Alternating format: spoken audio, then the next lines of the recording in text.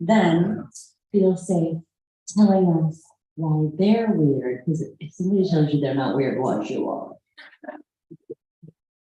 And that's our definition of community. There's not much more to it than that, people showing up. I'm so delighted to present you with our community showcase. The people you'll hear from today have come to our programs in a variety of ways. Some arrived through our programs in military bases. Some found us through our marketing efforts for our More Than One Story program for women and non-binary veterans, partially funded by the VA. And yet others stumbled upon us through our online community programs. They are caregivers, they're veterans, they're active duty service members, they're civilians, they're not. I feel telling. When I asked these incredible people to be a part of the showcase, I told them to read anything they wanted along the lines of "This is who I am." Except our first reader. Her, I asked to tell us why she's here, why this is essential. Please welcome very beloved Joan Greer.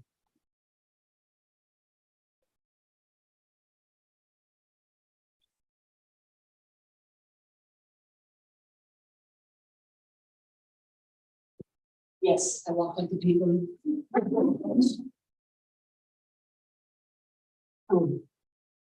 You're gonna have to bear with me. I'm really emotional today. First off, welcome y'all. Good afternoon. Martha, Kendra, and I would like to welcome you to the inaugural On the Road Again for the First Time Backyard Cookout.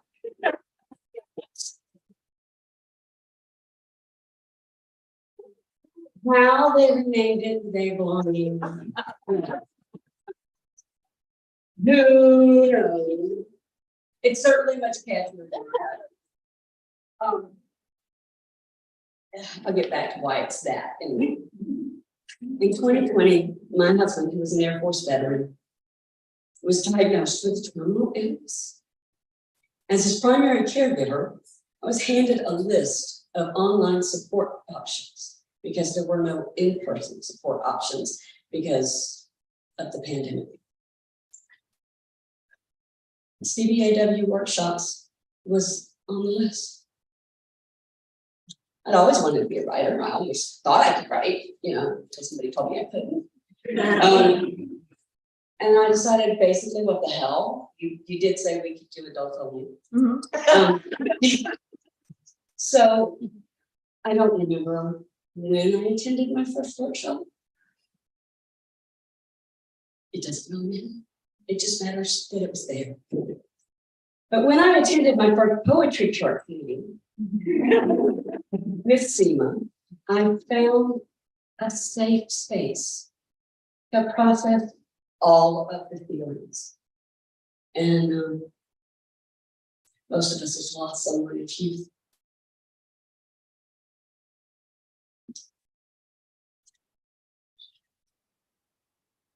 If you've been there, I don't need to say it. And if you haven't, thank God. And I bless you, because one day you will. I hope you handle it with some grace, and that you've got a group of people who encourage you and love and support you. Not all virtually. So I've been around, I stuck around because, why not? It's fun. It's good. Makes me think about things that are important for going on in living. And last year, basically right at this time, Martha had convinced me to fly to Baltimore and go to Hippo Camp. It's a long weekend, it's a writing conference. And it was the first thing I did for myself after my husband's death. It had been it's almost 2 years now. I had a blast meeting Martha, just spending time with another woman who just got how important writing is. we kind of talked about it, thought about it. Kendra would love to do this. We've got to get her in on this. So we talked to Kendra. And sometime in January, she found the killer deal of all deals, affordable plane tickets from Alberta, Canada to here. So she bought them, non-refundable. The very next morning, Hippocamp sent out an email that says, okay, this is so expensive that we are going on an indefinitely long break. So sorry. And I read the email and I called Martha and I said, what the hell are we gonna do? So we decided that a vacation up here would be great and we could do monuments and whatever. And so we found a house on Verbo. Great. The house said we could have a gathering of family or friends up to 35 people. So Shorty over here comes up with the idea that why don't we have a cookout and invite the CVAW people to come. We'll do the hamburgers and hot dogs and they can bring the other stuff. Somewhere along the line, that got hijacked. Frankly, we're all really glad because we didn't have to clean the house. We didn't have to buy the food. We don't have to clean up after the party. It's really great. The other thing I was asked about is how I got here today. You know, the mental, emotional journey, but the physical journey is I left my home in Abilene, Georgia, which is near Augusta, on Monday. And I drove about halfway to Martha's house in Nags Head and spent the night, and I got home to stay, and I drove the rest of the way, and I got there about 12:30 in the afternoon, I think is when I ducked out on you, right, Amelia? Because I Zoomed, even though I didn't write, I Zoomed the comedy workshop because you just can't miss it, you know? And I've actually Zoomed a lot of things over the last several years because I was in a hospital room or wherever. Anyway, so Zoom's been a gift, and these people are a gift. And today I get to say thank you to all of you as you watched me go through the absolute worst moments of my life. And I'm becoming someone different, someone made up of all of those pieces, but more. I was also asked to say what CVAW means to me, and I couldn't do that in words. So, well, I kind of did it in words. Yeah. Well, in November, you know, Veterans Day in New Orleans, which was an excuse for me to go back to Louisiana and visit my sister-in-law. So I flew and did that, and it was great. And I wrote this piece about how the oxygen brigade of all the people who would tape straws together to make sure you didn't drown as you were going through the river. And so CVAW, I like them to be all of those straws taped together so that I didn't drown. That's not a really good analogy. So I decided, and I can't believe it, I'm sitting here going,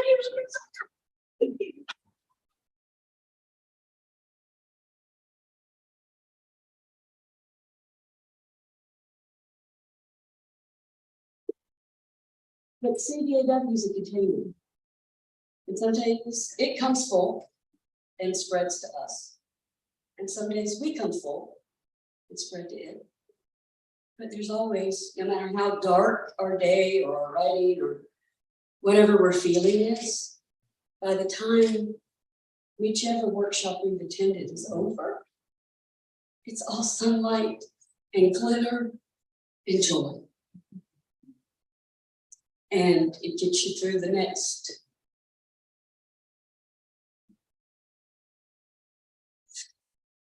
moments. And moments can be forever, or moments can literally be moments. I hope this is not just a moment. I hope it's a big ass moment. I don't know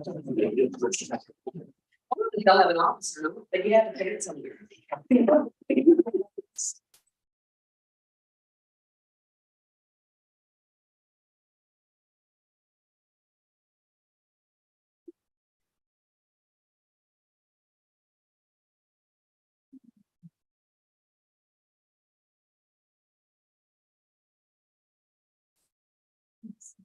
Yeah,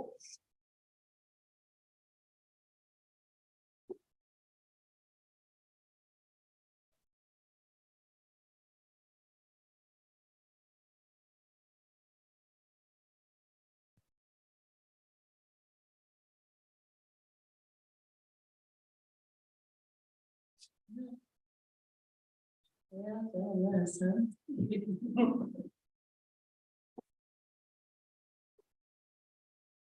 Our next performer has been just incredibly beautiful. I feel like I've known this person multiple lives. Of mine, of hers, and it is so beautiful to have her back here in the bus. Please give it up for Raymond. Yeah.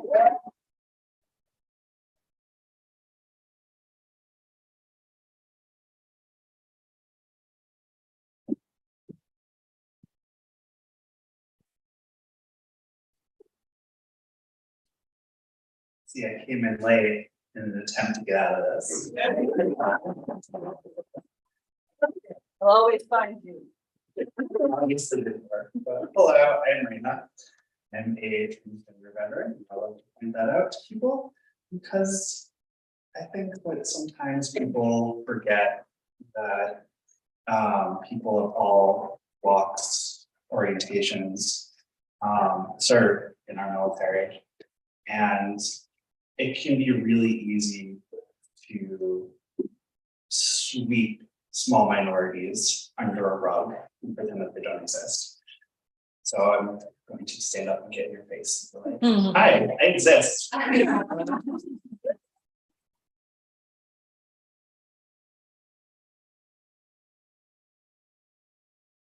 Anyway, here's a poem.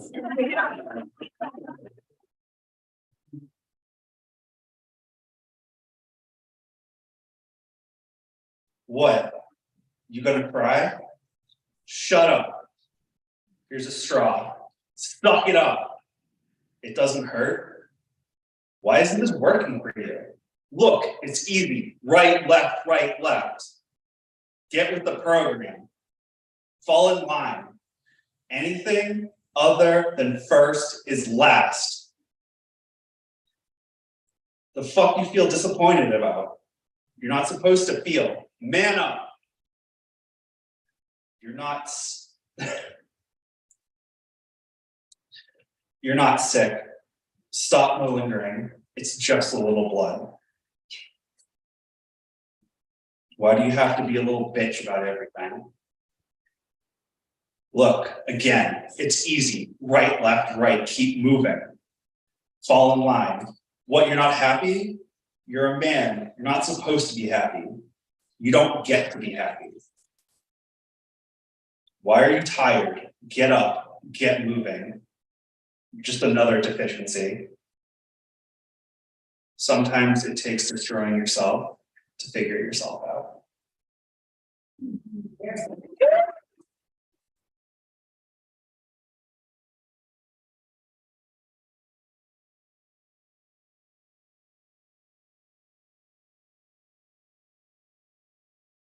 Thank you, Raymond. Reflection. Our next performer this afternoon is a trusted team member who probably all have got to know her a little bit. Valerie Acosta has been teaching art for us online, maybe forever. We got online. But this year, end of last year, she became the coordinator for our More Than One Story program, our suicide prevention program for women and non-binary veterans. And I have gotten the great pleasure of so much wonderful time with her. Such an opportunity to experience her in all her ways. Grateful to have you with us, Valerie.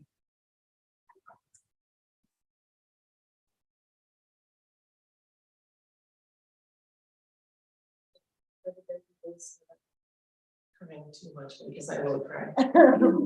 This actually wants to be funny. So I came to SEMA in 2017 after a suicide attempt. I met Whitetold and I met SEMA, and they brought me back to life. Whitetold said to me, play what you want on your guitar and we'll follow. And he did just that, and it revived me. And I was trying to write something, and I said to Seema, I don't know the words. And she said, write that down. There are no words for things.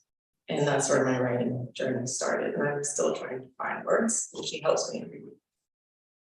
And then last year I retired from 20 years in the Air Force, and Ashley came to me. And between Ashley and Whitetold and Seema, I am now in the place that I think I'm supposed to be. So I will be eternally grateful to you three and the rest of the team, because I am a different person now. And I wouldn't be here if it wasn't for both of you and Ashley. But I'm about to read, as part of our More Than One story a couple weeks ago. Last night I was in a hotel room. I looked at everything that I had written and I thought everything I write is shit. We might as well read it. I believe the prompt was the story I have been telling myself. The story I have been telling myself lately is that I should let go. I should let go of all this baggage that I carry day in and day out. It gets heavy after a while, and my muscles are tired and overused. This injury will not be covered by the VA. This moral injury is self-inflicted, not service-connected. The story I have been telling myself is getting old, like a word that loses its meaning after being repeated numerous times. It's starting to not make sense anymore. I hear it every day, narrated in my own voice. It's not a pretty story. It's not fit for the masses. Like a self-published anthology of regrets and mistakes that has not properly been edited for release. It sits on the bottom shelf of my properly constructed altar of self-loathing, and it looks at me from below. I know it's there. No one else can see it, but I know. The story I have been telling myself is full of half truths and half lies. Some believable, some unspeakable, but all just bullshit. I tell myself this story every single day. I tell myself that I am not good enough for this world, that everyone else has their shit together, so why can't I? I tell myself that it could be worse, so I can shut myself up. But I never tell myself that it could be better, so that I can stand myself up straight. The story I have been telling myself is utter bullshit. But how will I begin? I'm not sure, but if I were someone else, I would say, you just did. Woo!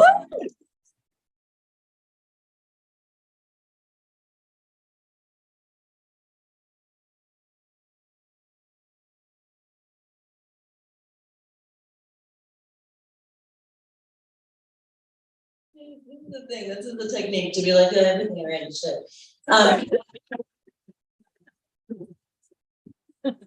We all.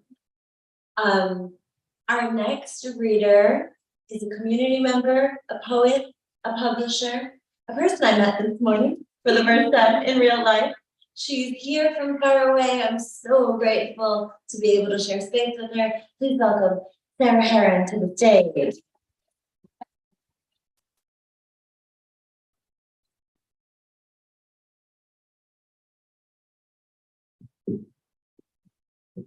Hey everyone, I'm so happy to be here and so grateful for all of you. I just found out I was reading Van Outinghouse. Also, I guess I'll say I am a trans non-binary person. And I found SIVA about 2 years ago after experiencing an intense trauma. I am a survivor of sexual assault and PTSD, and this group has saved my life. So I'm going to read a piece from Workshop. It's still entitled After Jade Hirschfield. The body asks, as it asks daily, and what powers do you possess to heal yourself, to heal others? I count on this first month of the year, what remains. I have the roosters crow, a cloud hugging the mountain, black coffee. Can separate my soft dreams from reality. You loved me once and no longer. Can make a feast of instant ramen, boiled eggs, sauteed mushrooms. Can make a clothesline from a hotel bathroom. Can climb a mountain of lava rocks in the valley, jump river flows in the middle of a rainstorm. For 10 years, I woke first to the ocean, then to the question, what can you do with these empty hands, this empty bed? Someone I loved once said, you are always in a crisis. For 10 years, I brought beach sand, I brought tropical dewdrops, I brought black candles, broken shells. For 10 years, each day something. Bruise did not become blossom. Silence did not become your mouth. Yet strength still stays strength. Sunlight still stays sunlight. Words still prism, still trillium. Today I woke without an answer. The day answers, unfolds a message from a friend. Yes, let's just get louder and louder. Thank you.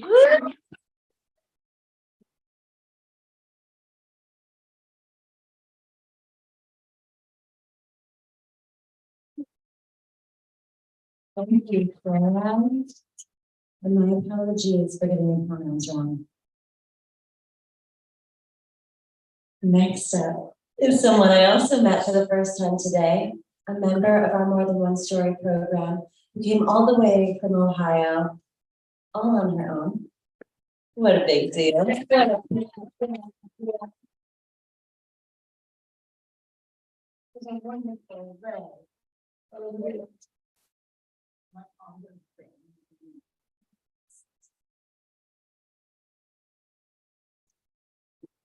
First off, I want to let you know. I have two things to read for you, but I followed Community Building Artworks online for 2 years prior to the newsletter. And I wanted to do their mural, and I got brave. I said, I think I want to do this. And so, as the older I get, the braver I get. Yeah. Although my son said, he's gonna wrap me in bubble wrap. Because I had to go pick up a new wheelchair on Monday because a week ago, I attached my English pointer via the thing on the bottom here. And we went through the woods. And I flipped my wheelchair and broke it. And I have a bruise. Nothing serious, but and the dog wasn't hurt.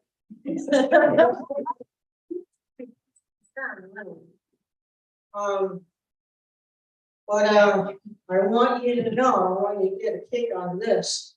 I've only had this chair since Monday. I've already broken it. That's why it doesn't have any footrests, because I was trying to put the footrest on it this morning. I jammed it and broke one of the footrests, and it looked absolutely ridiculous to come in here with one footrest. And I'll be honest with you, I'll be brutally honest with you, I was terrified to come. Because I have treatment resistant PTSD. And I have a hard time being around people, because I have a feeling that everybody's out to kill me. Maybe some of you know how that feels. But I took a train. I came without my son, without my daughter, told my aide, go on vacation. I'm going by myself. And I'm having a good time, Marsh.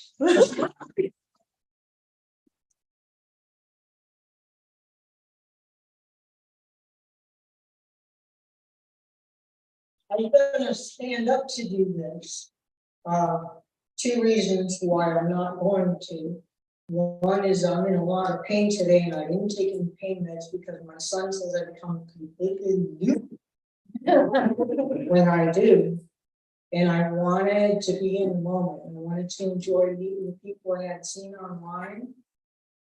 And enjoy doing the art, doing the reading and hearing everybody and listening to what I told.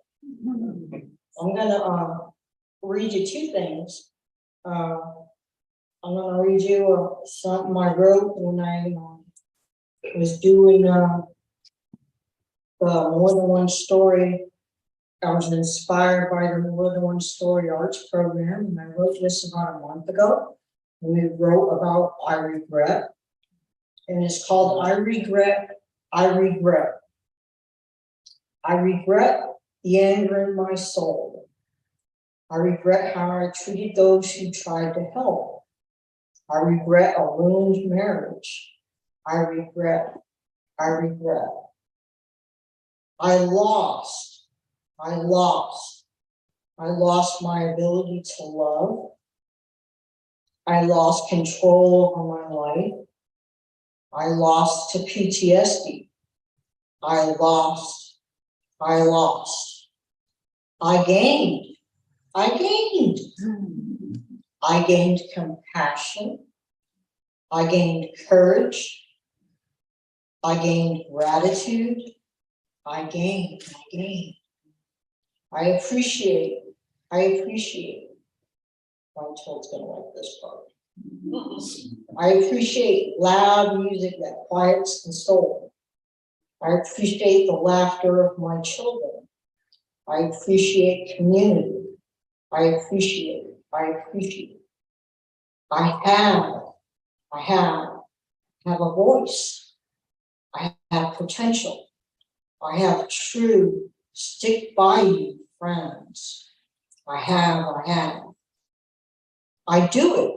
I do it for family. I do it for friends. I do it for me. I do it. Yeah.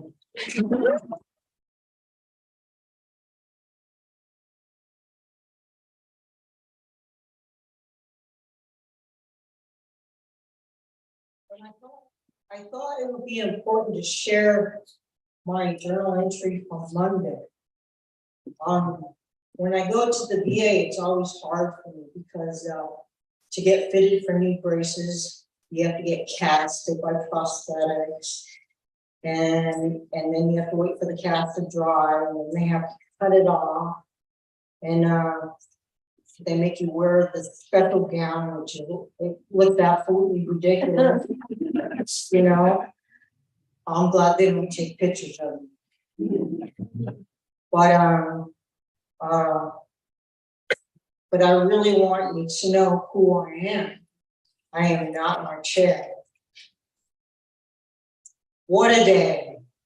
Went to the VA today, picked up a new chair. It's from Invacare. Go figure. New shoes, new braces, new socks, and prosthetics. I wore the old chair out. I'm going to places you should not go with me. Well, through the woods with the dog pulled me.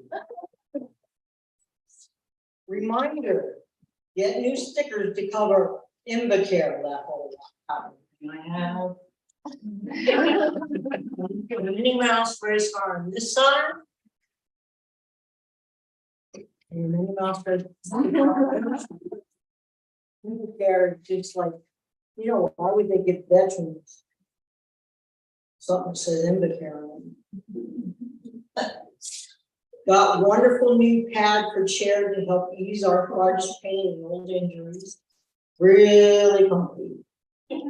The new braces, they call them AFOs, and shoes to help me stand longer. Tax dollars at work. This one's hard to say. This is the price I paid for food.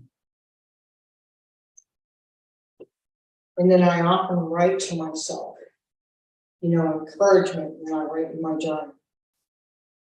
But remember, Ray, this does not define you. What defines you? Love for music, Jim Croce, Elton John, AC/DC's Thunderstruck, as I go through the words on my.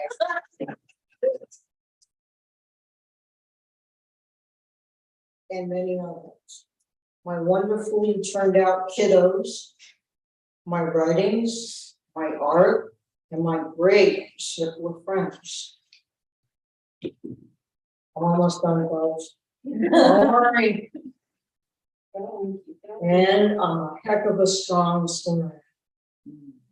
Although I hate when people stare when I use the lift and they judge me. They have no idea. Remember what you stand for. Remember what defines you as uniquely you. Good day, Ray. P.S.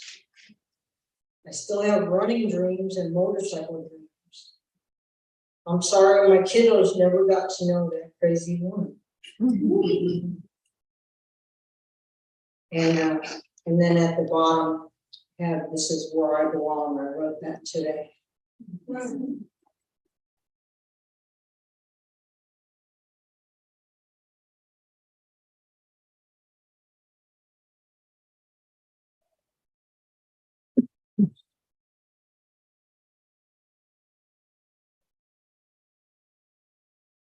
Okay, I'm gonna go.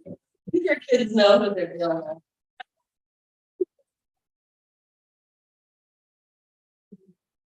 Thank you, Ray. I don't even know what to do with Ray's. Our next performer, thank you. Our next performer is an international man of mystery. Nobody knows like where he's gonna pop up. Sometimes he's always dressed to death, like a jacket at a baseball game, dialed in dark, you know? Welcome, the one and only. We couldn't handle more than one.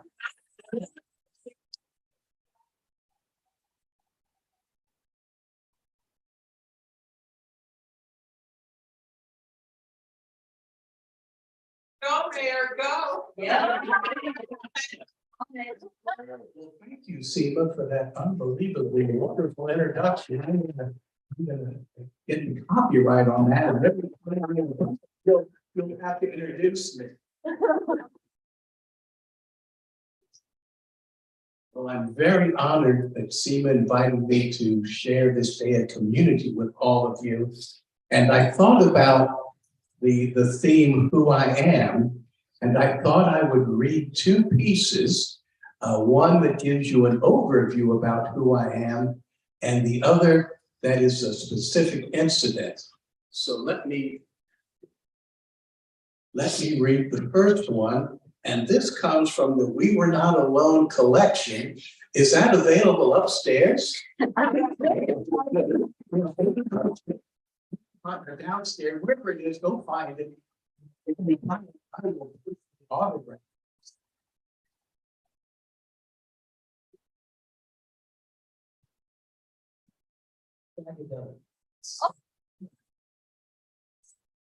That's where it came from.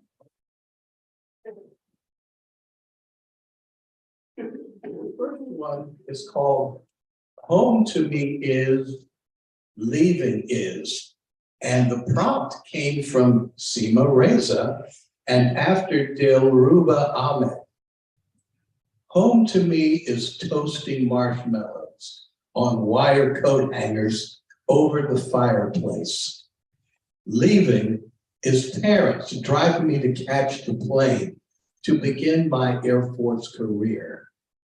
Home to me is playing baseball in the alley with younger brother Frazier and neighborhood pals Tommy, Stewart, Edie, and Eddie.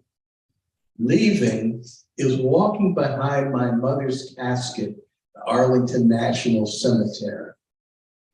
Home to me is a Memorial Day cookout. Dad by the charcoal grill turning hamburgers as if behind an altar, offering a last communion with lemonade and potato chips. Leaving is Frazier and me holding Dad's hand in a New Jersey hospital later that same year. Home to me is binge watching Law and Order with Frazier in his New York apartment. Leaving is sitting next to Frazier at 2 funeral services saying goodbye, first to the beloved Alice Anderson, then to her husband Arthur, the real Lucky the Leprechaun. Yes, I actually do know the real Lucky the Leprechaun. Home to me is when I will be reunited with those I loved who have gone before.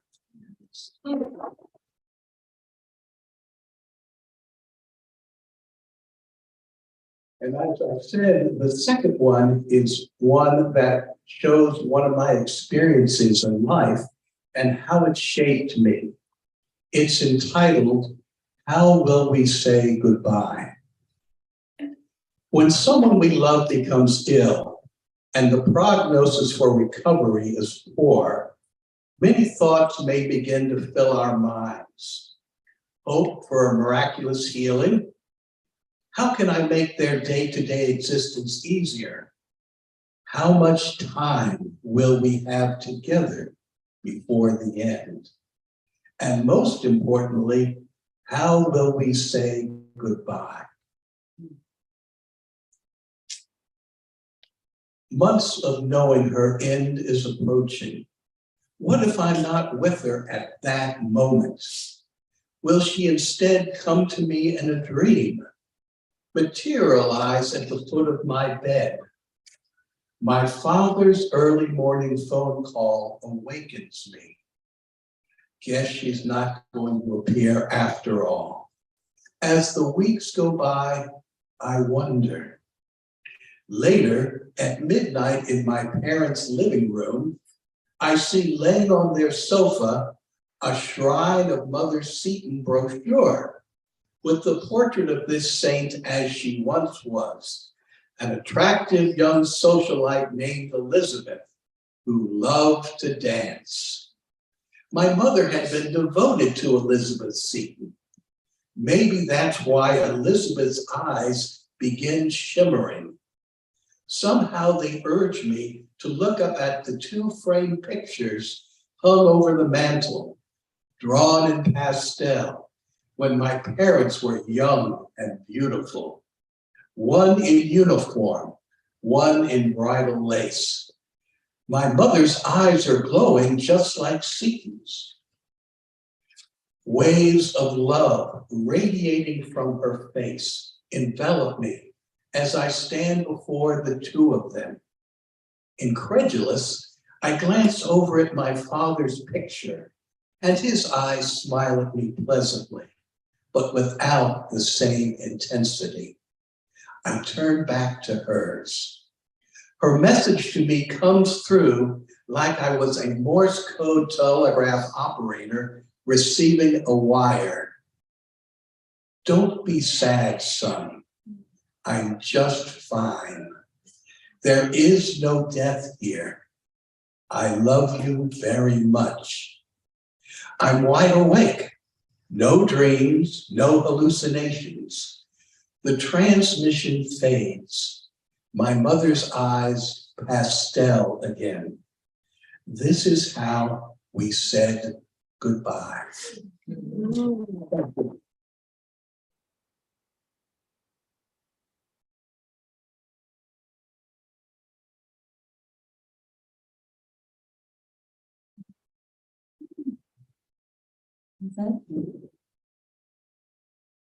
Our next performer is a community member who I also met this morning. I love this thing with people I met this morning. Whose work I have admired over Zoom for maybe years. Please welcome Brian Artez.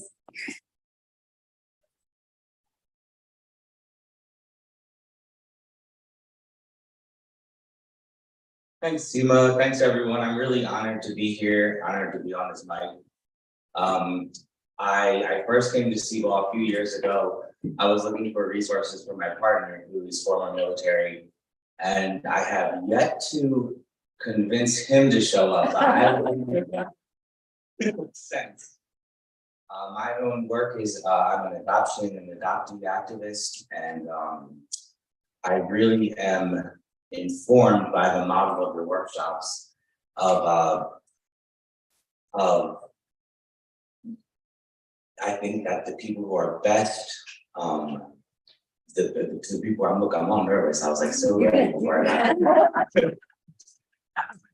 And people who who are, you're in the military, you're most apt to know why there shouldn't be war.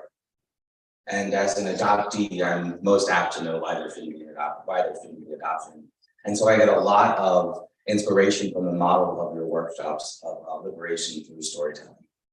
So I'm going to share the piece I wrote this morning in the workshop right over there. Yes. The first prompt we got for this in-person meeting was I didn't know I would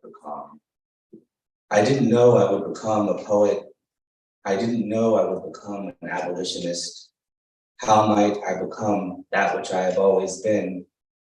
How might I notice that which has always been? And so, though I did not recognize myself as a poet, I was. And so, though I did not recognize myself as an abolitionist, I was. How might I know to be what I have always been? How might I notice to be what I have always been? And so I write poems. And so I abolish the structures and systems around me. How might I know to be anything other than who I am? How might I notice to be anything other than who I am? And so I am a poet. And so I am an abolitionist.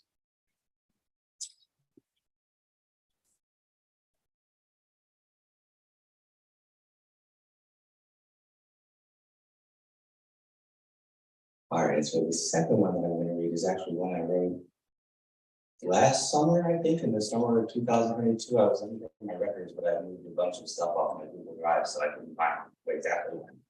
Pretty sure it was last summer. It's since been published, and I've since completely restructured the piece. So it's a 3-column piece now. Each column tells a different layer of my complex story.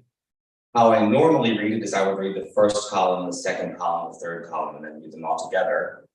And I'm just going to read the 2 outer columns in the sake of time. I wanted to share the piece I wrote this morning.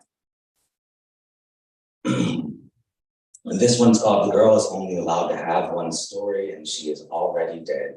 On a photocopy of non-existent original paper documents, first appearing on November 19th, 1980, when I was named Ryan Jafar if I arrived a boy, and Lindsay Chamine if I arrived a girl. And so at and by the time I was born, perhaps between March 1st and March 12th, 1982, though the day and time are obscured from my view, and though she might have arrived, I did instead, and because I am alive, the girl was not only already dead, but she also never existed where she might have come to be in the second place, though she did exist in the realm of the first place, on paper, and I never existed in my first place, in India, though I did exist in my second place, in the United States. And because I came to be, she never did, existing only in a realm before one of human existence. And so the girl is only allowed to have one story. Skipping one, moving to the next. It's funny when you have so many stories, you can just skip one. So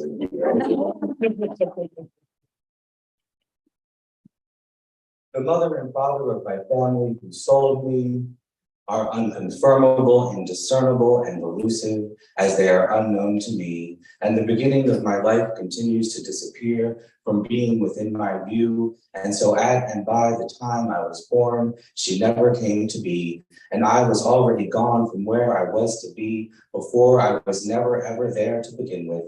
And so the girl is only allowed to have one story. And now all together, you can kind of see how it all weaves together. I'm gonna snap this off. Well, I'm gonna have to do a little finagling now, just keep it safe. You got it. The girl is only allowed to have one story and she is already dead. The mother and father of my family who purchased me from the mother and father of my family who sold me out of all I was to be into all I have ever known, named me on November 19th, 1980, a date that only appears retroactively on a photocopy of non-existent original paper documents in my adoption file on January 26, 1981, which comes to be an important date in the gathering of my second sibling family, now awful dispersed. First appearing on November 19th, 1980, when I was named Ryan Jafar if I arrived a boy, and Lindsay Jemine if I arrived a girl. And so at and by the time I was born, perhaps between March 1st and 12th, 1982, though the day and time are obscured from my view and are unconfirmable, indiscernible, and elusive, as they are unknown to me. And the beginning of my life continues to disappear from being within my view. And so at and by the time I was born, though she might have arrived, I did instead. And though she never came to be, and I was already gone from where I was to be before I was never ever there to begin with. And so the girl is only allowed to have one story. Because I am alive, the girl was not only already dead, but also she never existed where she might have come to be in the second place. Though she did exist in the realm of a first place. On paper, in the imaginations of the parents who never received her, never in the realities of the parents who never birthed her. And I never existed in my first place, in India, though I did exist in my second place, in the United States. And because I came to be, she never did, existing only in a realm before one of usual human existence. How long might someone wait for someone, only to find out they are not coming? How long might someone wait for someone to arrive so they might only exist in thought and never in reality? And so the girl is only allowed to have one story. When I look inside, I find her. I find the girl I never ever was, the girl I am becoming and have yet to become, the mother I have never met in actuality, the grief and the shape of the mother I know and have let go of during her lifetime, to see if she can return to me, as a mother might, just as I have let go of my families one by one, to see who can possibly and might impossibly return. Along with all the versions of myself, the container of my body is full. The girl is only allowed to have one story. Then why does she have so many? Thank you.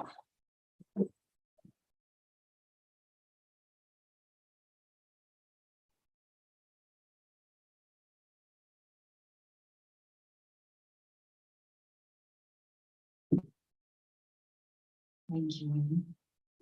We had 2 more readers for you. And then more activities. Our next performer, Alaria Stanley. I'm not sure how we met, but she was a participant in our very first More Than One Story program, which we did with the Military Women's Memorial. And she is a phenomenal writer and excellent community member. If you need a pal, you can talk to this person, Alaria Stanley.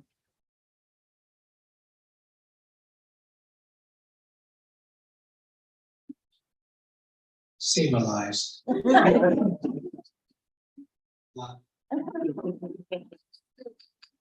Seema is also very wicked. She has this ability,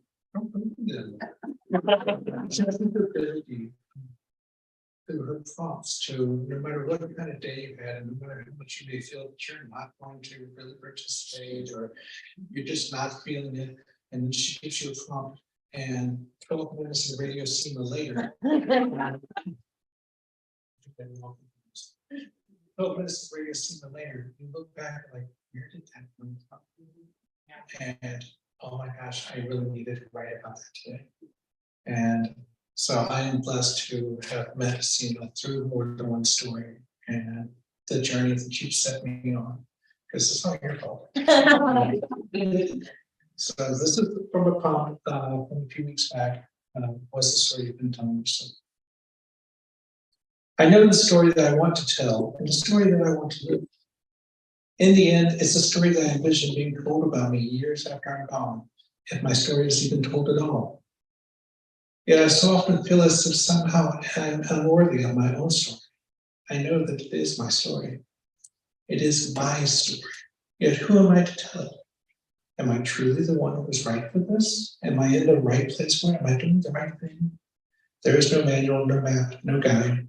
Only my inner sense, and where has my inner sense gotten me thus far? Depending upon the scoreboard that one uses, I am either a phenomenal success, or perhaps a loser of proportions deserving of derision of such scale, save only for the latest internet mockery. Few people see the inner battle of strength and confidence versus complete insecurity and doubt. Wonder whether I have earned to be walking in the footsteps that are my own after all. I have crafted a path through no deliberate choices over time that doesn't follow a set definition. The seemingly unlikely swinging of a pendulum from side to side, disparate life choices and styles has set up a life story. Did I lost my spot? Has set up a life story that I do not believe, even as I write each chapter and sentence with each day step of breath. What is the story that I tell myself? It is a story that while there is a part of me that others have almost trained over time to believe myself to be unworthy because I do not have the credentials, the education, the appropriate checkmarks on any particular checklist set forth by previous life navigators. I am redefining it and rewriting a new path, a new story, a new navigation that doesn't follow the standard that I was raised and taught to believe was the one I had to follow to reach the end of the game successfully. For this path has evolved, and this story is writing itself before my very eyes, and much like my own poetry, where often I do not know what I have written until after I have written it, and I go back and read it. As it came unbidden from deep within my soul and bypassed the gatekeeping of my rational mind and forced itself onto the pages to be read and to be seen. So too is this path that I'm evolving on each day from deep within my soul, bypassing all of the gatekeeping. Because if I follow the rules of what traditionally must be done, then the future that I feel lies surely ahead will never exist for me, whatever it is destined to be. And the story that will one day perhaps be told of me after I'm gone will be as blank and empty as a well-weathered gravestone, someone long gone and forgotten and remembered by none except mine will have been placed yesterday. So what will I do to begin? I get up. I force myself to not listen to the thoughts telling me all the reasons that it won't work, and I won't measure up, and I don't belong. And I do it anyway. And I start the day.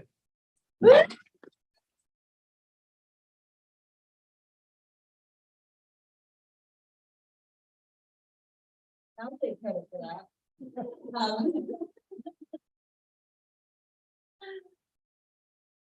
Our final performer, closing us out for the afternoon performance, is one of our dearest community holders. I met Laura Van Proyen in San Antonio. I went in March 2020, first week of March 2020, to see about expanding our programs to Joint Base San Antonio. And I got Laura's name and I had this great meeting with her. And I had these great meetings at the hospital there, and then I came home and never left. And Laura and I stayed in touch because we just like a really similar philosophy about how to hold community, about the power of poetry. And Laura holds two of our really essential communities, our Blue Star families, military veterans and caregivers community, and our healthcare workers community. And it is just an honor to have her at the table with us, holding it steady. Please welcome Laura Van Fern.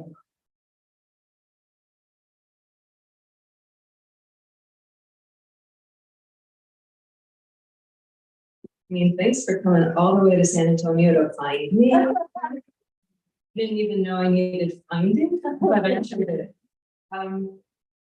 Really, thank you for inviting me into this community. If any of you in this room are healthcare workers, you know them. Blue Star family, I'm there Tuesday night. I'm there every first and third Thursday. I would love to see more of you in that space. And, you know, this day of belonging, you may not realize from the facilitator standpoint how much you all help us belong. That SEMA found me when I didn't know I needed finding and invited me into the space right before a year I didn't know I was gonna have, where the consistency of this virtual programming, I need to take a breath. It allowed me to log on when I had many really difficult things to tend to in a year. And I was able consistently every Tuesday night to be there. And there's the healthcare workers, every single, so while I'm holding space, they're holding me and in that space. So, so thank you. Thanks to all of that. And when SEMA asked me to read, I had chosen a poem that was kind of like soft, maybe gentle to usher us in. And then I was listening to all of you fierce, authentic voices, and I'm like,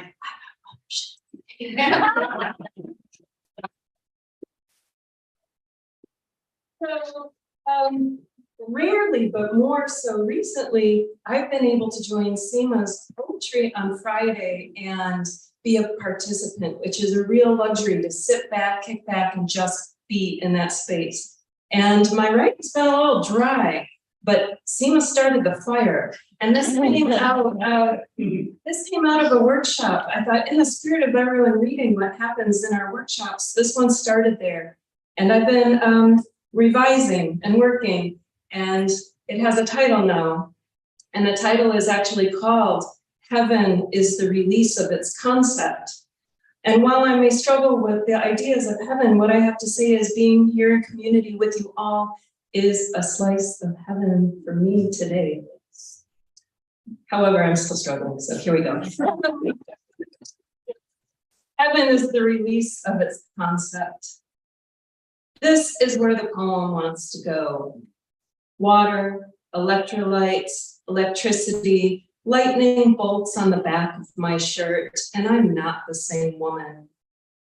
This is where I uncross my legs and stop apologizing, where my newly muscled arms carry you and myself as a child. I love you, child, as one of my own. See, this is where the poem wants to go, over the waterfall in a barrel. This is no Niagara, it's bigger than that. The poem wants freezing spray in the face, an adrenaline rush of goodness. It lifts like a roof off a house when a tornado passes close by, but misses. It relieves me of the dream where I'm running in place and cannot get away. The dreams of boils, livestock, blood. This is where the poem hears buzzing trees, where it rescues a frog from my cat, where shit gets real and it's time to remind myself I'm going to die. It's where the poem goes to church and prays to a different God, the God of where this wants to go. Oh.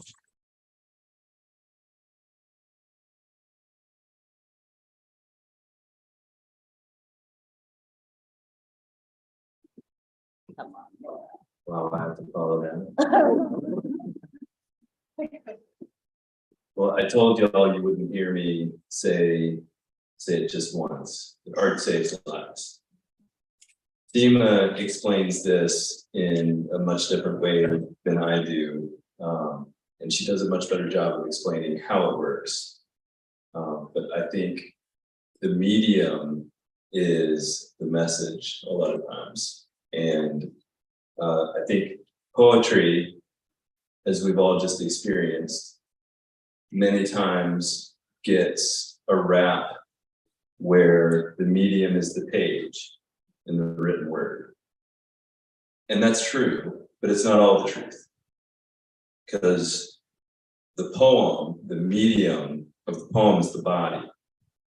As we're experiencing it now, as we've heard these poets stand up here and share themselves with us, starts in the lungs, moves past our throats, our vocal cords, out our tongue, our teeth, our mouth, our lips, out into your ears, in my ears. And it's two-way communication from body to body. That happens in this room, happens outside these walls, happens through Zoom since March of 2020. And it takes a lot to keep that going. So if you believe what I believe about what art can do and about what community can do, I want to encourage you again to look around, find a donation QR code, find a pledge card, consider supporting community building artworks and taking our mission out into the world. I'm going to be followed by Ashi again, who is going to tell us where to go next.